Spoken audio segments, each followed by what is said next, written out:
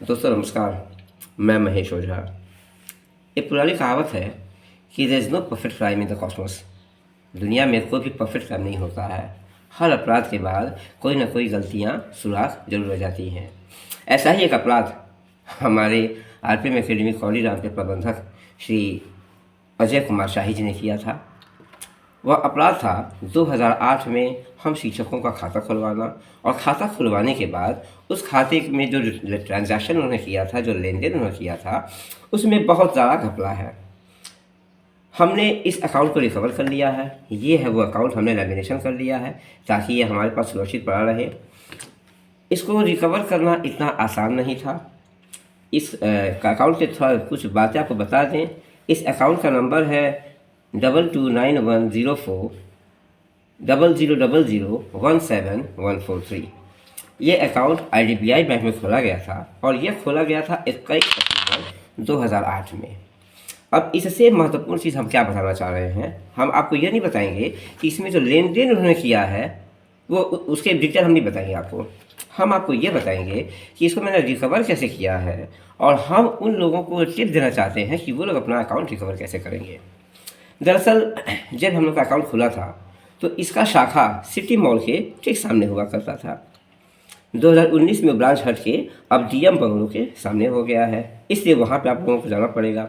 जब मैं वहाँ गया तो हमने पता लगाया तो कोई अकाउंट का डिटेल हमको मिला नहीं, क्योंकि मोबाइल नंबर चेंज हो गया था, ईमेल आईडी मुझे नहीं पता था, बहुत कुछ नहीं पता था।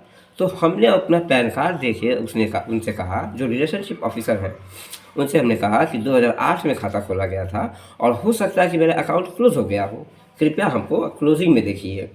जब उन्होंने क्लोज अकाउंट में देखा तब उन्होंने बताया कि 2008 में खाता खुला था और 2013 में 12 जुलाई 2013 को आखिरी ट्रांजैक्शन हुआ था।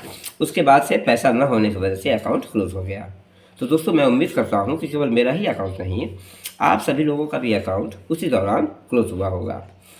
फिर उसके बाद हम जब उनसे बैंक स्टेटमेंट प्रिंट आउट निकलवा लेते हैं तो लेके पहले बाहर जाते हैं, लेमिनेशन करवा लेते हैं, उसका कई फ़ोटो खींच लेते हैं ताकि हमारे साथ कुछ छल ना हो जाए। उसके बाद पुनः मैं बैंक में जाता हूँ मैं, और वहाँ उनसे जाके पूछता हूँ कि ये बताइए कि अगर मान लीजिए जिस तरह से हमने इसको निकाला, अगर इसी प्रकार अन्य लोग भी अगर आके अपना निकालें, स्टेटमेंट निकालना चाहें तो क्या किया जाना चाहिए। तो पहले तो आपने आपत्ति जताया और कहा कि पहले हमको डिटेल बताइए ऐसा क्यों किया जा रहा है।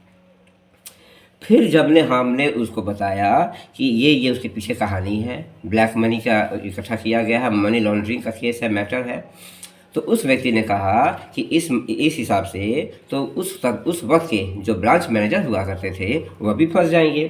खैर, जो उसने मुझे बताया मैं वही आपको बता रहा हूँ। जितने भी हमारे मित्र हैं, क्योंकि मैं पर्सनली कुछ लोगों को जानता हूँ, जैसे शिवाजी त्रिपाठी सर हैं, दुर्गेश राय सर हैं, शफीक सर हैं, आशीष सर हैं, RN तिवारी सर हैं, यहाँ तक कि RPM एकेडमी के जो वर्तमान प्रिंसिपल साहब हैं राजीव सर, उनसे भी मैं आग्रह करूँगा कि आप लोग अपना अपना स्टेटमेंट निकलवा लीजिए। अगर आप नहीं लड़ पाते हैं आप मुझे दीजिए, क्योंकि मैं ये सारा डाटा प्रधानमंत्री कार्यालय में भी भेजूँगा, हाई कोर्ट में भी भेजूँगा, और सरकारी पद्धति के हिसाब से ही हम लड़ाई करेंगे। आप ये मत समझिए कि ये मेरा पर्सनल लड़ाई है। सच्चाई तो ये है कि यह एक चूहा और एक हाथी की लड़ाई है, जिसमें मैं चूहा हूँ, और ये दस्तावेज ही मुझे ऐसे बेईमान लोगों के खिलाफ खड़े होने में सहायक होंगे। राजीव सर आज RPM में काम कर रहे हैं, उनको लग रहा होगा कि मैं उनको भड़का रहा हूँ, लेकिन सर आप ये बात बताइए, एक समय था कि जब मैं भी वहाँ ब्रांड हुआ करता था, शफीक सर जिन्हें कहा गया कि आप बूढ़े बैल हो गए हैं, उनको निकाल दिया गया, वह भी एक समय में मैथ का जो है एक पिलर थे, हटा दिया गया। आप भी कुछ दिन बाद हटा दिए जाएंगे, कोई अधिकार आपका नहीं बनता है। इसलिए आप लोग हमारे इस लड़ाई में हमारा सहयोग करिए। आप केवल बैंक जाइए, अपना पैन कार्ड और आधार कार्ड दे दीजिए। उस वक्त आधार नहीं हुआ करता था, केवल पैन कार्ड दे दीजिए, और उसके बाद क्लोज अकाउंट में जो डिटेल है रिलेशनशिप ऑफिसर से आपको मिलना है, और सारा का सारा डाटा आपको मिल जाएगा। और वो बैंक स्टेटमेंट निकाल लीजिए, क्योंकि हम चाह रहे हैं कि 2-3 स्टेटमेंट के साथ हम ये देख लें कि जैसे मेरे अकाउंट में 2012 में मार्च के महीने में बहुत तगड़ा लेन देन हुआ है, लगभग 3-3.5 लाख का, और पैसे जो है कैश जमा किए गए हैं, नकद जमा किए गए हैं। तो अगर सभी अकाउंट में होगा तो उस हिसाब से इनका जो है मामला कुछ और बनेगा। दोस्तों, हम किसी की छवि बर्बाद नहीं कर रहे हैं, हम बस एक बेईमान को बेनकाब कर रहे हैं, जो समाज में एक स्वच्छ कपड़ा पहन के बैठा हुआ है और उसका वो हकदार नहीं है, वह दोषी व्यक्ति है, वह बेईमान है, ठग है, समाज को लूटा है और लूटने के बाद आज अपने आप को एक अच्छा आदमी बना के बैठा हुआ है। उसको अगर बेनकाब नहीं करेंगे तो ये न जाने अन्य कितने लोगों का नुकसान करेगा।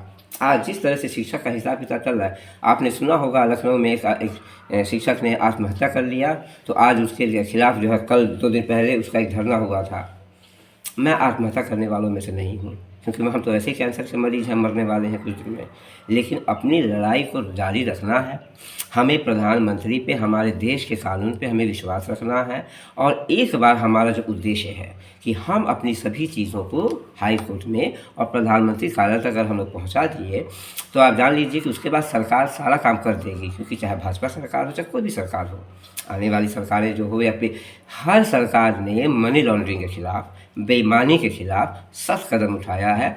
यह सरकार भी कदम उठाएगी। योगी जी तक खाली बात पहुंच जानी चाहिए और उसके लिए हम ये वीडियो बना रहे हैं। कुछ लोगों ने आज आरोप लगाया मेरे ऊपर कि हम ये वीडियो के माध्यम से बदनाम कर रहे हैं ना।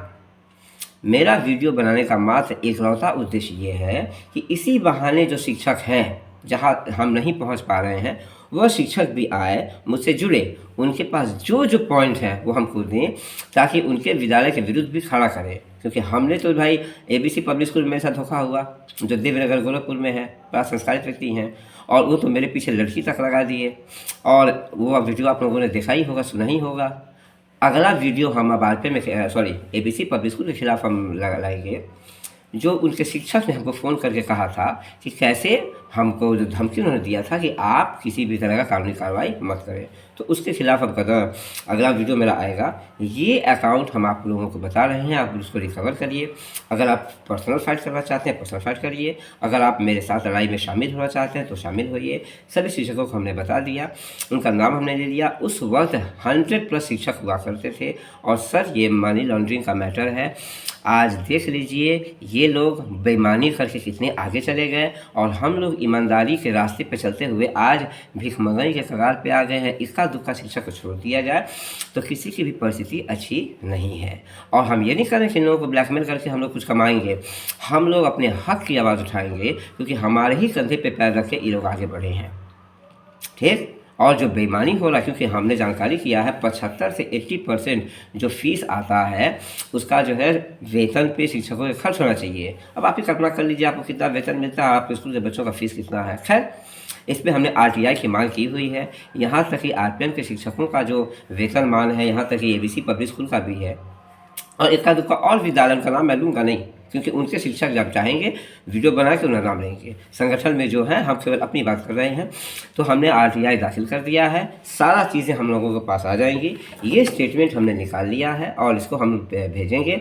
इसमें क्या क्या बेईमानी हुआ है, कितना उन्होंने गलती किया है, जो ट्रांजेक्शन किया है, इसके बारे में किसी अन्य वीडियो में बात करेंगे। अगला वीडियो मेरा ABC पब्लिक स्कूल के उस टीचर का आएगा जिसका मैं पूरा ऑडियो रिकॉर्डिंग आपको वीडियो में अपलोड कर दूंगा कि कैसे उन्होंने मुझे ब्लैकमेल किया था। मिलते हैं दोस्तों अगले वीडियो में, और फिर से हम आग्रह करेंगे उन तमाम शिक्षकों जिनका हमने नाम लिया और जिनको हम पर्सनली नहीं जानते हैं कि इस लड़ाई में हमारा सहयोग करें। इस लड़ाई के बहुत फ़ायदे हैं। पहला फ़ायदा तो ये है कि हम एक बेईमान को बेनकाब कर देंगे और इससे हम राष्ट्र हित में बहुत बड़ा काम करेंगे। हम आपको किसी को धोखा देने के लिए नहीं कह रहे हैं, हम कह रहे हैं कि सच्चाई की आवाज़ बुलंद करें। अगर आपको समझ में आता हो तो मेरा सहयोग करें। जय हिंद, सत्यमेव जयते।